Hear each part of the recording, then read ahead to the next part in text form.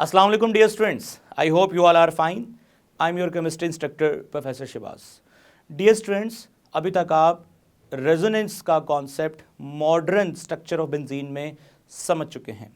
उसी कॉन्सेप्ट को इस्तेमाल करते हुए आज हम स्टेबिलिटी ऑफ बेंजीन को डिस्कस करेंगे। So let's move toward light board. जी डियर स्टूडेंट्स, तो आज के इस लेक्चर में हम स्टेबिलिटी ऑफ बेंजीन को डिस्कस करेंगे। स्टेबिलिटी ऑफ बेंजीन को शुरू करने से पहले मैं कुछ बेसिक चीज़ आपके साथ शेयर करूंगा, यानी बेसिक सा कॉन्सेप्ट है। फिर हम नेक्स्ट देखेंगे कि स्टेबिलिटी ऑफ बेंजीन से क्या मुराद है। स्टूडेंट्स याद रखिएगा, जब भी रिएक्टेंट कन्वर्ट होता है प्रोडक्ट के अंदर,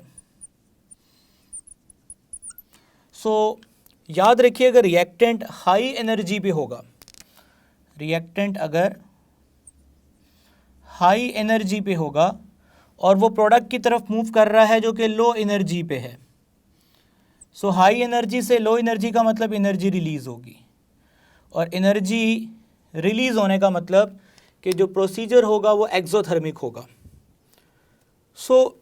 इसी तरह से स्टूडेंट्स, अगर रिएक्टेंट मज़ीद हाई एनर्जी से प्रोडक्ट में कन्वर्ट होता है, अगेन इस दफ़ा जो एनर्जी है वो ज़्यादा रिलीज़ होगी। ठीक है, यानी कि कहने का मतलब यह है कि heat of reaction in case of exothermic जो कि रिलीज़ होगी, जितनी ज़्यादा रिलीज़ होगी, याद रखिएगा यहाँ पे डायरेक्टली प्रोपोर्शनल रिएक्टेंट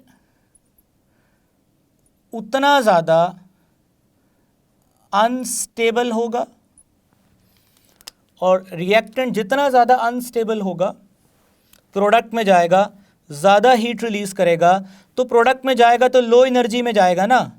तो लो एनर्जी का मतलब स्टूडेंट्स जानते हैं, लो एनर्जी का मतलब, लो एनर्जी का वर्ड स्टेबिलिटी को रिफ्लेक्ट करता है, स्टेबिलिटी को रिफ्लेक्ट करता है, और हाई एनर्जी का वर्ड अनस्टेबिलिटी को रिफ्लेक्ट करता है।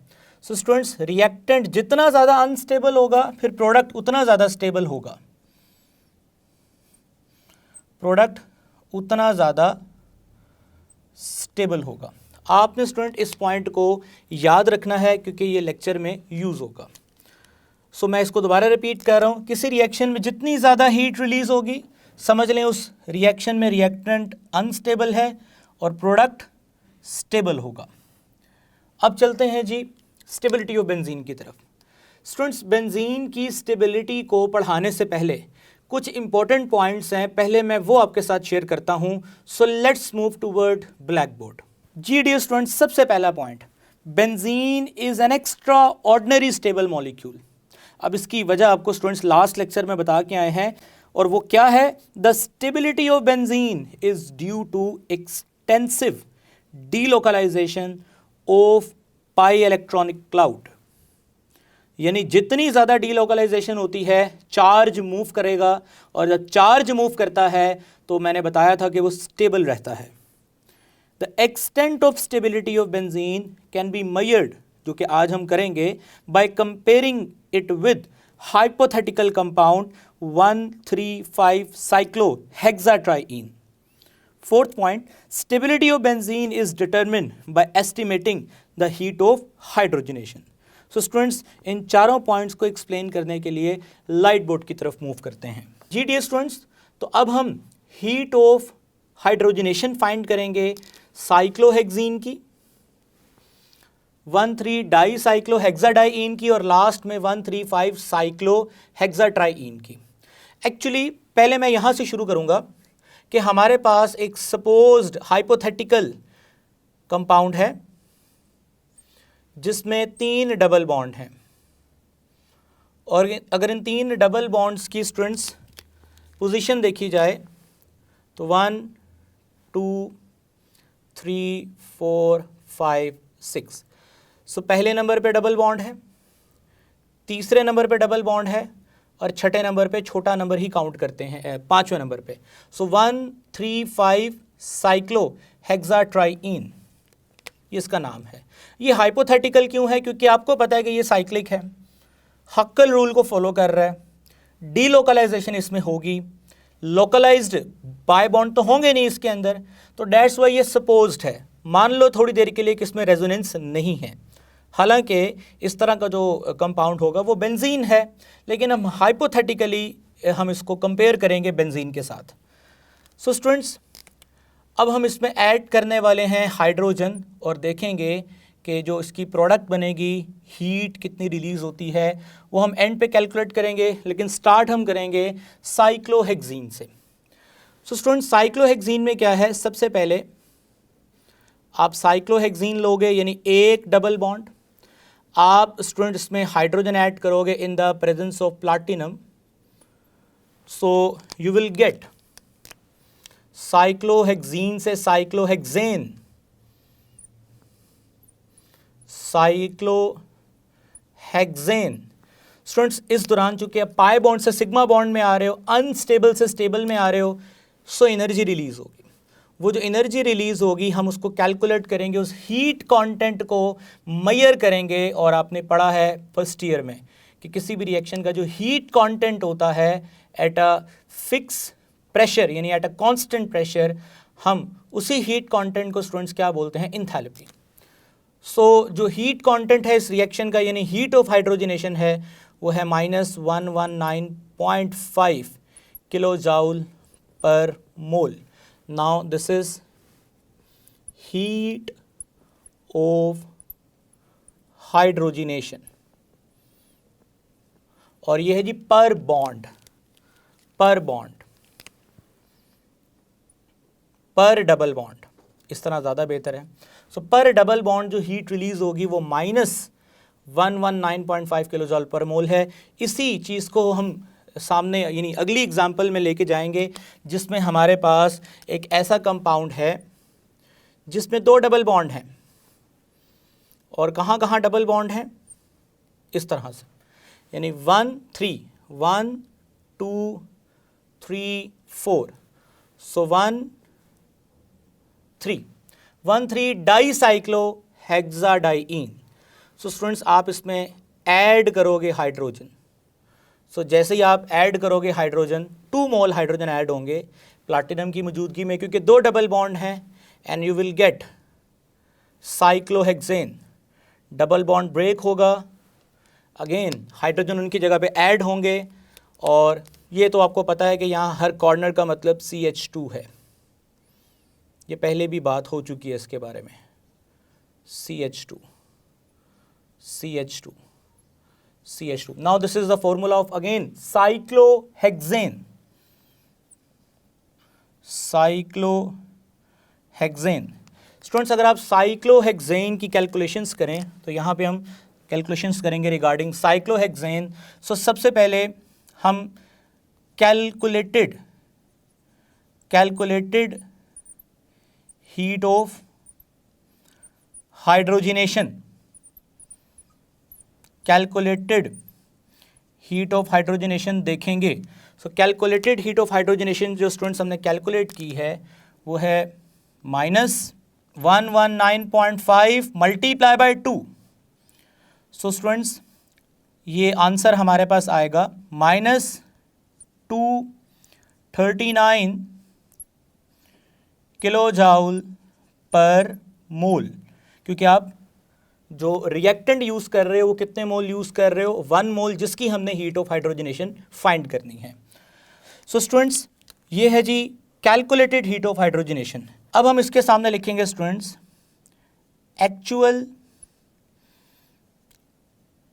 Actual value of heat of hydrogenation जो हमने कैलकुलेट की, यानी कैलकुलेट तो ऊपर लिखी है, जो ऑब्जर्व्ड की एक्चुअली यानी एक्सपेरिमेंट से जो हमें वैल्यू मिली स्टूडेंट्स वो थी माइनस, यानी कि इट शो के एक्सोथर्मिक प्रोसेस हुआ 231 किलो जाउल पर मोल। सो जो डिफरेंस आया स्टूडेंट्स वो 8 किलो जाउल पर मोल का डिफरेंस आया। सो ये डिफरेंस हम एक्सप्लेन कर सकते हैं कि जो हमारे पास इस केस में रिएक्टेंट था वो स्टेबल था। सो स्टूडेंट्स जब रिएक्टेंट अनस्टेबल होगा तो हीट ज़्यादा रिलीज होती है, लेकिन जब रिएक्टेंट स्टेबल होगा तो हीट कम रिलीज होगी। सो ड्यू टू कॉन्जुगेशन आप देख सकते हैं pi bond, sigma bond, pi bond, तो यहाँ कॉन्जुगेशन है, ऑल्दो इतनी ज़्यादा नहीं है लेकिन स्टिल यहाँ हम कह सकते हैं कि इसमें कॉन्जुगेशन मौजूद है। सो कॉन्जुगेशन की वजह से जो हीट है वो एक्सपेक्टेड वैल्यू से कम रिलीज हुई और 8 किलो जाउल पर मोल का डिफरेंस रहा। अब यही चीज़ स्टूडेंट्स हम नेक्स्ट 15135 साइक्लोहेक्साट्राईन में ऑब्जर्व करेंगे। स्टूडेंट्स हमने 3 मोल हाइड्रोजन ऐड की, 3 मोल हाइड्रोजन ऐड होने के बाद हमें क्या मिलेगा, साइक्लोहेक्सेन।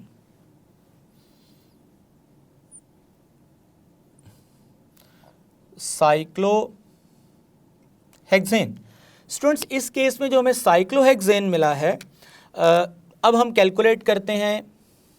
सो सबसे पहले यहाँ लिखेंगे calculated value of heat of hydrogenation.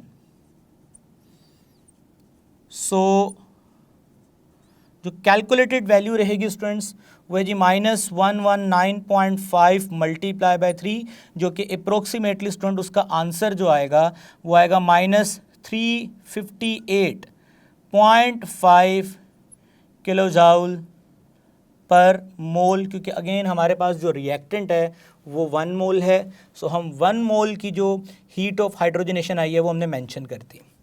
Students अब ये है जी कैलकुलेटेड वैल्यू।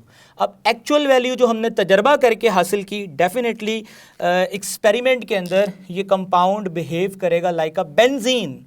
सो स्टूडेंट्स हम यहाँ लिखेंगे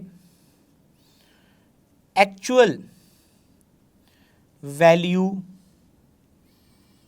ऑफ हीट ऑफ हाइड्रोजनेशन, ठीक है, actual value of heat of hydrogenation in which 135 बिल्कुल इसी तरह से cyclohexatriene behave like benzene. Actually तो ये बेंजीन की तरह बिहेव करेगा, यानी है ही बेंजीन। सो स्टूडेंट्स जब हमने C6H6 यानी बेंजीन की तरह बिहेव करेगा, सो उस केस में हम हाइड्रोजन जब इसमें ऐड करेंगे अगेन मिलेगा फिर भी हमें साइक्लोहेक्सेन। याद रखिएगा प्लैटिनम यहाँ पे एज अ कैटलिस्ट यूज हो रहा है। सो इस केस में स्टूडेंट्स एक्चुअल वैल्यू आई -208 किलो जाउल पर मोल। अब ये क्यों वैल्यू इतनी आई, पहले तो डिफरेंस देखें, डिफरेंस कितना है, 150 किलो जाउल पर मोल का डिफरेंस है, यानी इतनी हीट कम रिलीज हुई है। सो स्टूडेंट्स ये क्यों कम हीट रिलीज हुई है, रीजन समझे। स्टूडेंट्स आप लोग जानते हैं कि बेंजीन के अंदर रेजोनेंस है, रेजोनेंस की वजह से बेंजीन का स्ट्रक्चर स्टेबल है, यानी कि बेंजीन रिएक्टेंट अनस्टेबल नहीं है, हाईली स्टेबल है। मैं पहले पॉइंट में बता के आया हूं कि बेंजीन जो है वो एक्स्ट्रा ऑर्डिनरी स्टेबल है। सो स्टूडेंट्स जब रिएक्टेंट अनस्टेबल की बजाय स्टेबल होगा, स्टेबल होगा मतलब हाई एनर्जी की बजाय लो एनर्जी पे होगा, सो फिर जब वो प्रोडक्ट में जाएगा तो ज़्यादा हीट रिलीज नहीं करेगा बल्कि कम हीट रिलीज करेगा। सो रिएक्टेंट जब अनस्टेबल की बजाय स्टेबल होगा, यानी कि रिएक्टेंट कम अनस्टेबल होगा, इस तरह समझें, so heat of reaction come release होगी। आप इस डायग्राम से भी समझ सकते हैं। मान लीजिएगा कि ऊपर वाला जो रिएक्टेंट है ये हमारे पास सपोज्ड कंपाउंड है, जिसको हमने यहाँ पे क्या नाम दिया था स्टूडेंट्स, 1,3,5 साइक्लो हेक्सा ट्राईन। ठीक है स्टूडेंट्स, ये हमने नाम दिया था, ये सपोज था, ये एक्चुअल है बेंजीन। सो बेंजीन तो अनस्टेबल नहीं है क्योंकि वो हाई एनर्जी पे नहीं है, लो एनर्जी पे स्टेबल है। सो वो कम हीट रिलीज करेगा जब वो रिएक्टेंट से कहाँ जाएगा, प्रोडक्ट, और प्रोडक्ट कौन है, साइक्लोहेक्सेन। ठीक है स्टूडेंट्स, सो आई होप कि आपको रीजन समझ आ गई कि due to presence of resonance benzene is an extraordinary stable compound. Stable होने की वजह से वो ऑलरेडी लो एनर्जी पे है, सो जब वो प्रोडक्ट में जाएगा तो कम एनर्जी रिलीज करेगा। कितनी करेगा, 208। हमारी एक्सपेक्टेशन से कितनी कम, -150 किलो जूल एनर्जी कम। अब ये जो 150 किलो जूल का डिफरेंस है, ये डिफरेंस रेजोनेंस की वजह से है। सो हम इस एनर्जी को रेजोनेंस एनर्जी भी कहेंगे। डियर स्टूडेंट्स, याद रखिएगा, हम इस एनर्जी को रेजोनेंस एनर्जी भी कहेंगे। अब रेजोनेंस एनर्जी को समझने के लिए स्टूडेंट्स मैं आपके साथ एक एनर्जी ग्राफ शेयर करता हूं। So let's move toward black board. जी डियर स्टूडेंट्स, तो स्क्रीन पे एक ग्राफ आप देख रहे हैं। सो ग्राफ में सबसे पहले आप देखें कि आपने रिएक्शन करवाया साइक्लोहेक्सीन का हाइड्रोजन के साथ, तो हीट रिलीज हुई -119.5 किलो जूल पर मोल।